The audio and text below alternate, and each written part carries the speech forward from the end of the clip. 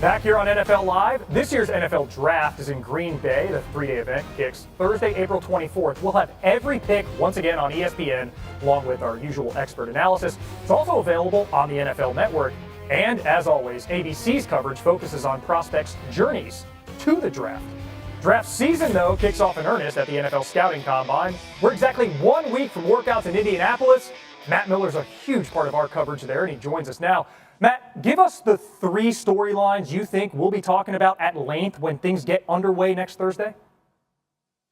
Yeah, absolutely. One of the biggest names in this draft class is Colorado's Travis Hunter. He won the Heisman Trophy. He's a two-way superstar playing wide receiver and corner for the Buffaloes. And the big question is, what's he going to do at the Combine? We don't know if he's going to work out. I think it's very interesting to see following last year when Marvin Harrison Jr., the superb Ohio State wide receiver, said, "No, I'm good. You can watch the film if you want to see me run. Let's see what Travis Hunter does in the Combine." And by the way, someone please ask him, is he a corner or a wide receiver? How does he see himself in the NFL? Now, staying on the defensive side, this group of defensive ends especially, you heard Marcus Amina talking about this group a little bit earlier. Mykel Williams from Georgia, Shamar Stewart from Texas A&M, Jordan Burch from Oregon. Just three out of a great group of defensive end prospects who are absolutely going to light up the track in the agilities when we get to Lucas Oil. Cannot wait to see these guys work out. And finally, I think the big conversation, who's QB3 in the 2025 NFL Draft? It seems as if Miami's Cam Ward has established himself as the top passer, but I've talked to three NFL scouts this week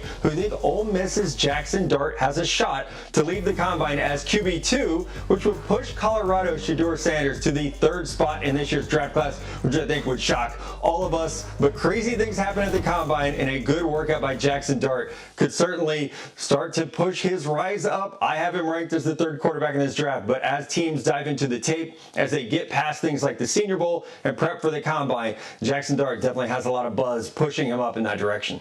And if Dart does hit the mark in Indy, we've seen teams reach before and have success.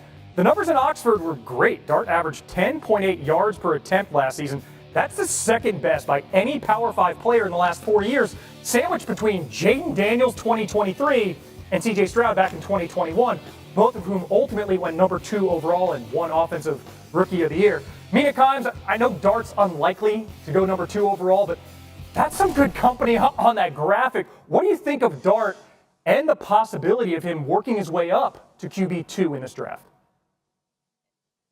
It's shocking to me. I mean, I don't doubt what Matt's saying at all, but just having watched him, I guess I'll say this. The numbers are great, but a lot of it is a product of the offense on tape. It's very heavily schemed up. He does have, I believe, a stronger arm, so I could see a team being maybe interested in the upside there. But you see also questionable decision-making, some problems under pressure, not a lot of anticipatory throws. Whereas with Shedeur, well, yes, I have some issues with the pocket management, although the offensive line was a big problem. There's just higher-level quarterbacking on tape. The accuracy, the decision-making, the processing is all there. So it's easier for me to envision his skill set translating to the NFL, but I guess sometimes teams do like the idea of a more speculative prospect in the upside, Matt.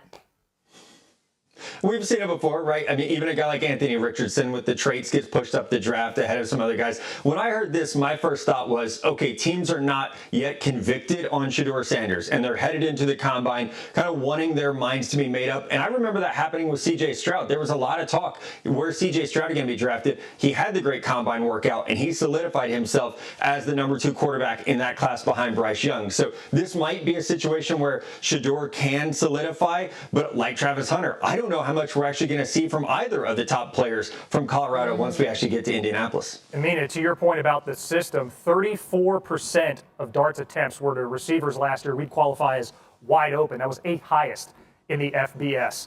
Up next here on NFL Live, Buffalo's run the AFC East.